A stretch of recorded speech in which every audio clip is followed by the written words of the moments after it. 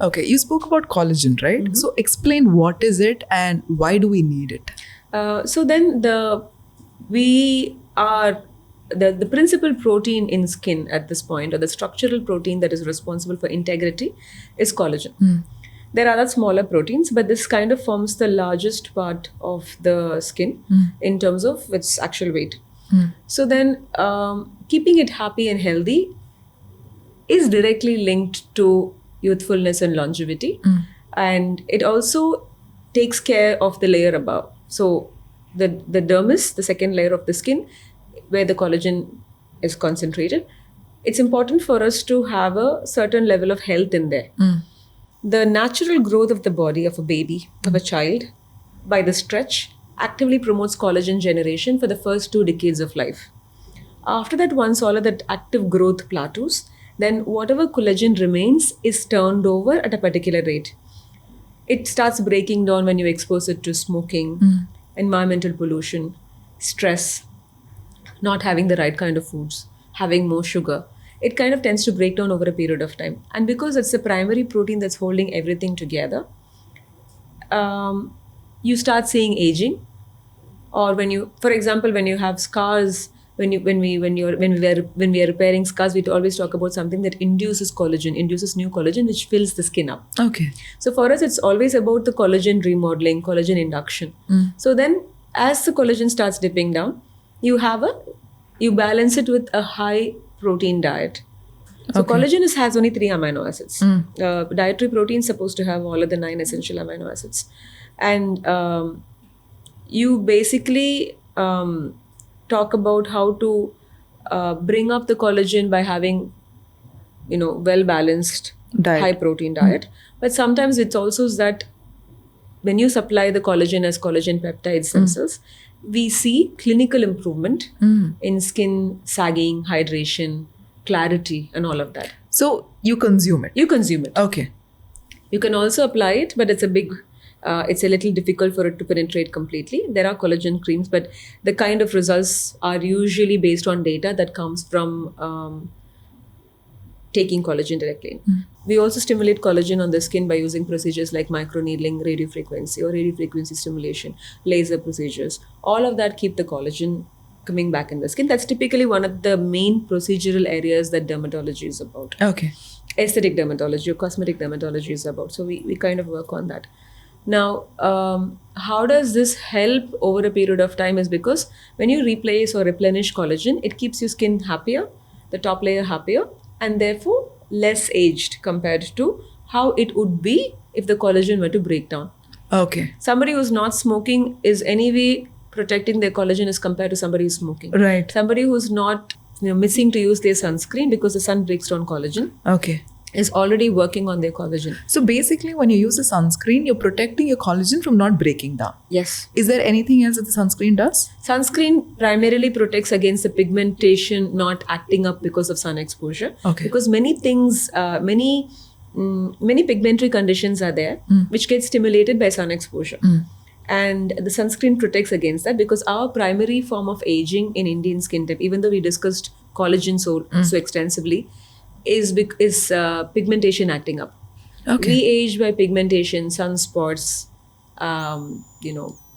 pigmentation that happens naturally or like an internal construct, or because of external triggers like perfumes, hair color. All of those are also triggers for us. So we age very differently compared to the Caucasians. Okay. And for the longest time, it was Caucasian skin's aging protocols that we followed religiously. We have very little data coming in from Indian skin types. Our grandmas also won't look very dehydrated, but if you look at somebody of comparable age who's in the West, they would be having much deeper furrows than us. Okay. For us, I think the whole understanding that our skin ages differently is probably like about 10-15 years old, and that was lucky that I was there when this whole awareness part started. Okay, so before that, all the research was not done based on Indian skin. See, the research itself, the number of papers that are coming in, we call this skin of color because it makes sense across the world. The number of papers coming in for skin of color is a hockey stick right now as compared to what it was earlier. Why? We were not considered a primary market. Okay. until they knew that we were a primary Yeah, market. until they knew we had the potential. Suddenly you had a whole lot of Miss India's, Yeah. suddenly you had a whole lot of Miss Worlds and Miss Universes, because this is a market. Okay, interesting. And now we are also able to look at aesthetics as a point. Earlier in our culture, at least in the South Indian culture, at least I speak for myself, you had to look natural. That was the most important thing. Somehow powder was accepted. Yes. Somehow a little bit of A fairness cream. Kajal was Yeah. accepted. Sunscreen, we had a tough time getting sunscreen to be understood by people. People thought that they were pushing it for the sake of pushing it, but it had to be explained in a way that people actually understood the benefits of it. In fact, starting out, I did not want people to pick up sunscreens if they didn't like it. So the first, I think, Chosen began in a basket of sunscreens. Okay. People actually would try them, use them, and see which one worked for them. And then I would say, now that you are comfortable, I would need you to wear it. Otherwise, the compliance was terrible. Okay. And when we initially started Chosen, it was meant to be an experience center where people tried their products out. Oh, wow. Okay. Right? And over a period of time, when we found that some of the chemicals were not approved, I cannot approve them enough for people's long-term use, is when we went into making whatever was missing. Okay. It was very organic. Okay. So when people understand sunscreens are very useful, but that they don't have to be, like, I don't recommend sunscreens for children. When people say, okay, but she got tan, it's okay. That's not really going to give you any long-term problems with pigmentation, because we've all been tanned in school, college, NCC, NSS, all of those things. We've been out swimming and all of that. As long as it's not something that is going to give you long-term problems. But for an adult, we don't repair the skin the way children do. We don't have that repair capacity. As the repair capacity starts coming down, you need to be able to supply more sun protection. Okay. If you will ask someone, if somebody says, okay, I will only do one thing, I will seek the shade or I will wear sunscreen, I'll be like, okay, seek the shade. Okay. Yeah. And if somebody says, like, I only want to use sunscreen minimally, I'll say, okay, use it for areas that can't be covered. For everywhere else, use your clothing. Okay. So despite having a product out there, I still feel like that is where it's difficult to switch between, say, like, definitely go buy that product versus saying, like, okay, here is what it is, figure it out for yourself.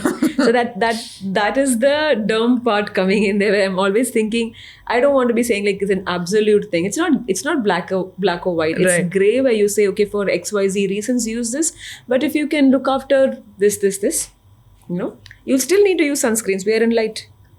We still need to use sunscreens. Okay, that was my next question. So even if I'm indoors, you have to use sunscreen. The problem is that the rays that contribute to pigmentation is not only the UVB which gets filtered by glass.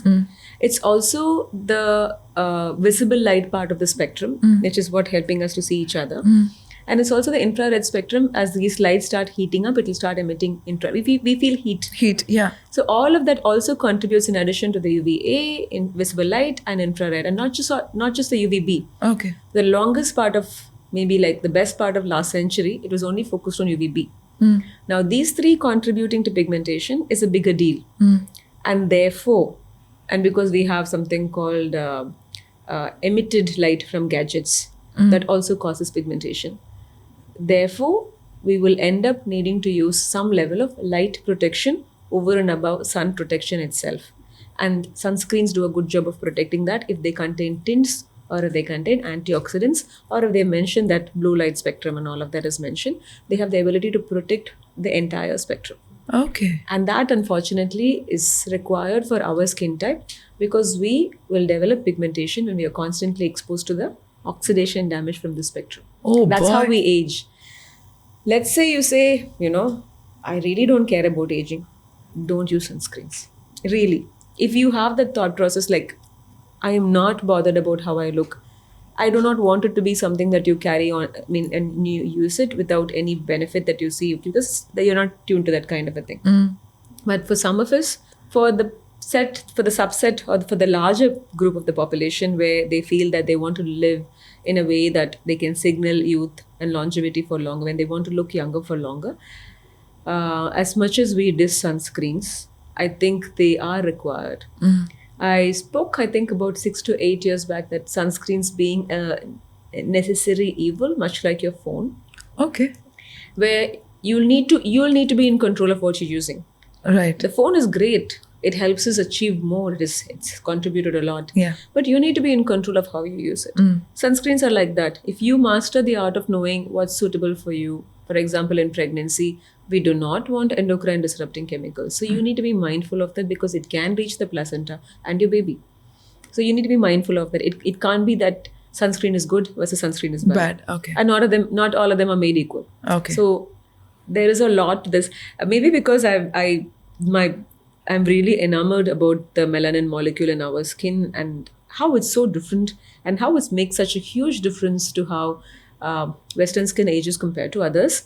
I recently published a book on sunscreens, Okay. textbook, not something that not something that everybody will find interesting, but of course the postgraduates may enjoy it, doctors, dermatologists may enjoy it. And in the process is when I realized that there was also the time that we were getting into sunscreens ourselves, because in 2019 2020, after knowing what's getting absorbed, what's not getting absorbed, we had a better clarity of what sunscreens we want for chosen. And that's when the Safe Screen whole project came into being. So between the knowledge for when I was formulating to when I was preparing that manuscript for the book, I think I see them as I see sunscreens as a great tool, but they have to be understood. It's not something that you put on lipstick kind of a thing. It has to be understood at a very deep level. So that's where it's a very education based aspect of what we work on.